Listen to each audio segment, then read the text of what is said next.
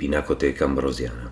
Nell'ambiente suggestivo dell'Aula Leonardi spicca un affresco di grande impatto realizzato da Bernardino Luini, uno dei più brillanti seguaci di Leonardo da Vinci. Il tema dell'opera è evidenziato da un cartiglio sopra la parte centrale che recita: «Il capo del Re della Gloria è coronato di spine». La scena è divisa in tre parti distinte. Al centro troviamo Cristo seduto su una sorta di trono, avvolto in un mantello rosso e con una canna in mano, quasi a simboleggiare uno scettro. I suoi polsi sono legati da una corda e sulla testa indossa una corona di spine.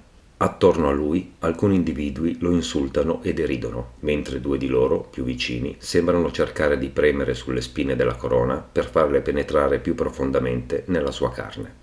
Questa scena di scherno è accompagnata da una citazione sul secondo gradino, purtroppo incompleta, che si riferisce al Salmo 21, il quale dice: «Tutti coloro che mi hanno visto si sono messi a deridermi». Nelle due parti laterali sono raffigurati i 12 membri della confraternita di Santa Corona, committenti dell'affresco, 6 per parte, in ginocchio e avvolti in pesanti mantelli neri. Originariamente, infatti, l'aula in cui si trova l'affresco era la sala capitolare di una confraternita dedicata alla Santa Corona di Cristo, impegnata in opere di assistenza. Sullo sfondo, da un lato, si vede Giuseppe d'Arimatea che chiede a Pilato il corpo di Gesù e successivamente pregando davanti al sepolcro, mentre nell'altro lato c'è l'angelo del mattino di Pasqua che annuncia alle donne la risurrezione. L'affresco, nel suo insieme, narra il mistero pasquale. Al centro il giorno della passione e della morte, rappresentato simbolicamente dall'incoronazione di spine, poi a destra il giorno della sepoltura e infine a sinistra la mattina di Pasqua con l'annuncio della risurrezione.